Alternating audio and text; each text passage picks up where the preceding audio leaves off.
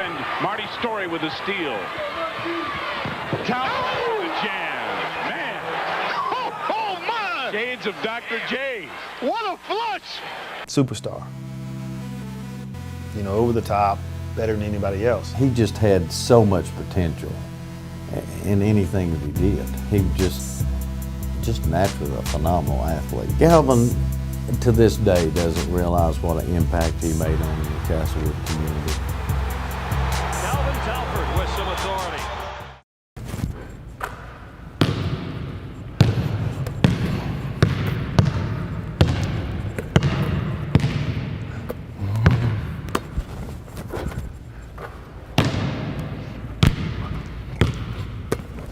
Castlewood, that's my place.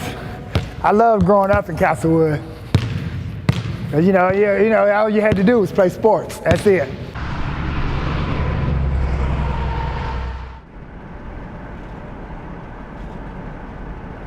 I remember Calvin when he was a young boy, running around full of energy. He just one of those that was just into everything. All my best friends was in the Pee Wee League, and we all played a little league, and then all the way up from senior league to high school. He always put on a show for people, never disappointed them. Calvin's senior year. All-state in 4 sports in 1 season. I mean, not in multiple seasons or different years, in 1 season. In my mind, I thought I could do anything. You know, if I wanted to wrestle, I felt like I could be an all-state in wrestler, or if we had a tennis team, I felt like I could play tennis and be an all-state in tennis. I mean, I just had so much athleticism that I thought I could do anything. He was all-state in football. Yeah, our first playoff game, we played Fort Chisel. I scored 5 touchdowns. It just seemed like every time I touched it, everything would just open up. And I mean, I was running like 30 or 40 yards, you know, for a touchdown. He's all-state in baseball. But I loved outfield, you know, because I had some speed on me. The Phillies actually was the only team that came in and ran me through their, you know, I had to throw a little bit. I took a little bit of batting practice. They ran me into 40 and everything. So they came in and they liked what they seen, you know, and that's why they drafted me. He's all-state in track. They went to the state meet that he had qualified, and he went up and set 3 state records in 3 different events in the same day. That's just the type of athlete he was. He's all-state in basketball. The dunks are what sticks out the most. You know, that's what people came to see. One guy just come and grabbed me and shook my hand, and he was like, "Man, I paid my $5 just to watch warm-ups. That's all I wanted to see." He said, "I don't want to see the game." He said, "I just want to see you dunk." That showed me right there that they just want to see dunks.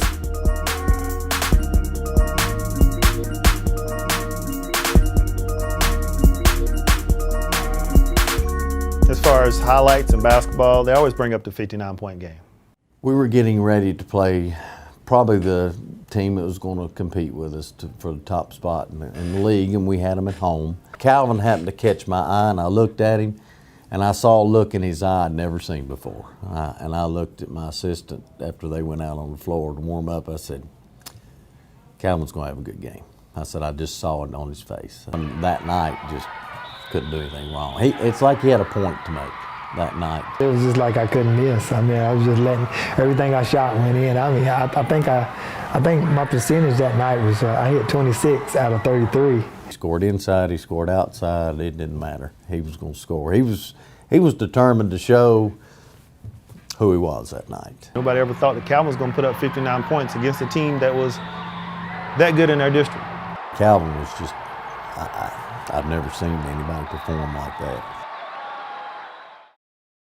I remember, you know, a couple of times, you know, when we played in the district tournament, I think Louisville, Tennessee, everybody was in the stands, and I had a bad shooting night, and it kind of got around to all the other teams. I couldn't shoot the ball. So when you see college scouts and things come, Calvin's playing inside because he's one of the taller people on our team. So he didn't shoot a lot of threes because we always fed him the ball inside, and he just shot over people. Because at that level, Calvin's going to jump over everybody.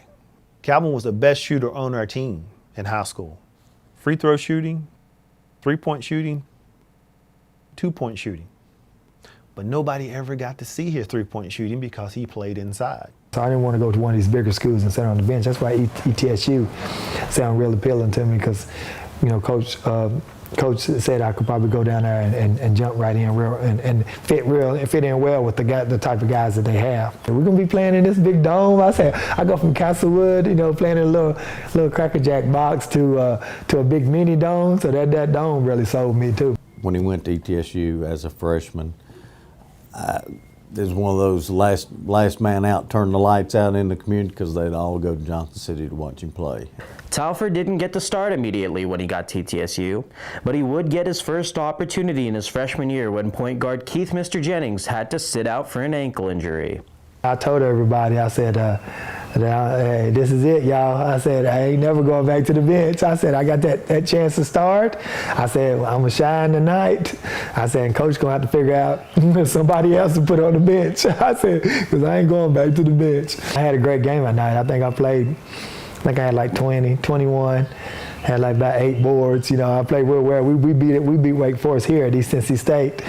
And sure enough, Coach Robinson said they stayed up all night trying to decide who they were going to put on the bench and start me. So, and they ended up I started the rest of the time after that. I never went back to that bench like I told them. All these teams that I played that I thought that passed me up because I couldn't shoot the ball, I always played well against them. In Tennessee, we played 2 times, and I probably had 20, 25 points every time. We played them.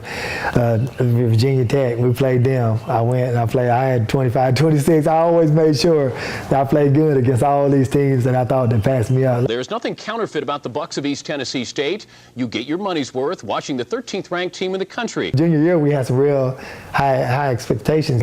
Being ranked in top 25 all year, being at East Tennessee State was always good. Knowing that you were one of the elite college teams, of the whole season. We were playing well. We were playing real good, and then I mess around and blow my knee out.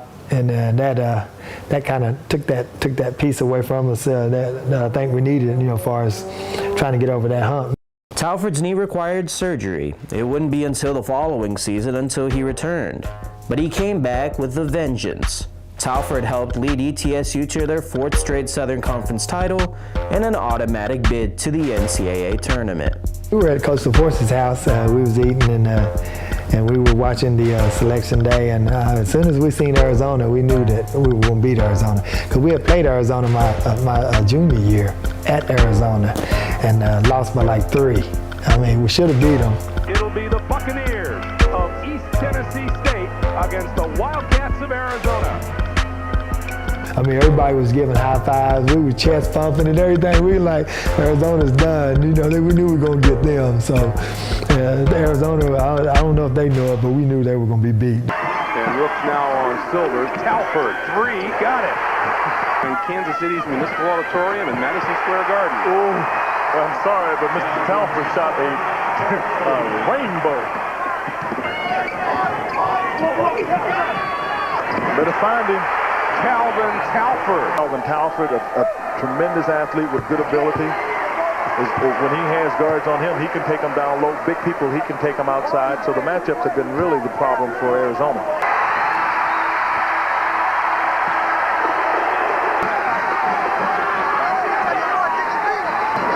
East Tennessee State has pulled off the biggest upset of the tournament thus far. Yeah, we were happy we won, but we knew we had another game with Michigan. That was definitely a game we were going to have to just figure out how we could win. Michigan's Fab Five, star-studded team led by 4 future NBA players, Chris Webber, Jalen Rose, Juwan Howard, and Jimmy King. East Tennessee State and the Michigan Wolverines, game 2 here in Atlanta this afternoon. And it's 20-8 Michigan, who've gotten off to a roaring start. Talford fouled from behind by Jalen Rose. Out on the floor, Jalen Rose seems to be the guy that not only is their leader on the floor, but he's also their go-to.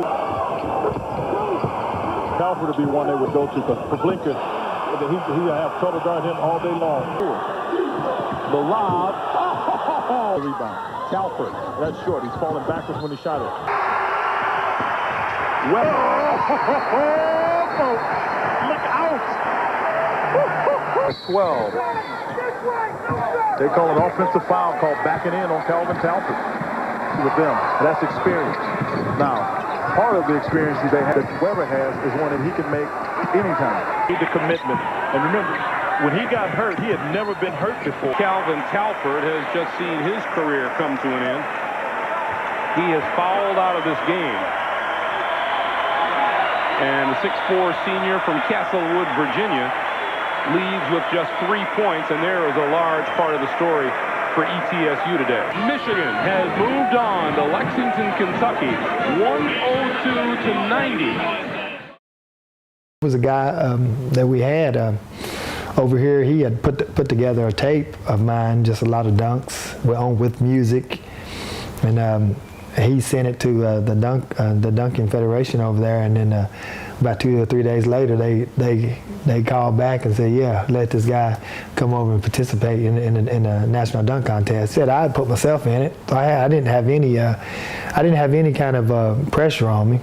I remember we were practicing, and one of the guys was like, "Calvin, you ain't working on no dunks." I said, "I ain't working on nothing." I said, in my mind, I said, I've got in my mind what I want to do. I said, but every dunk I do, I've done it 1,000 times. I said, I don't have to work on it. I said, I'm just gonna make it look good, and just hope the judges give me a good score on it. I'm just shooting around, just playing around. So a lot of players, they just screamed. They said, let's go. It's time for us to go eat. So let's go. And I was walking off the court, and I like threw one up in the air before I left, and caught it and dunked it real hard. And they was like, hey, this guy's holding back on us right here. So I remember we went out to eat that night, and the waiter was like, "Oh, so y'all the dunk crew, huh?" And he's like, "Yeah."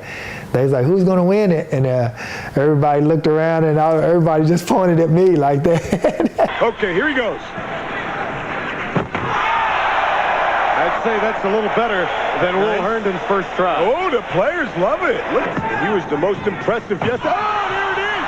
Oh, yes. Whoa. We get two alternating dunks. Oh, yeah. Oh, yes. Calvin. Yes. Yes, Calvin Talford. Oh, ho, ho. Oh, oh. Ow. Oh. It's over. Oh. Send the trophy. Look at this dunk between the legs. I've never seen that. Put myself in it, and then I end up winning it.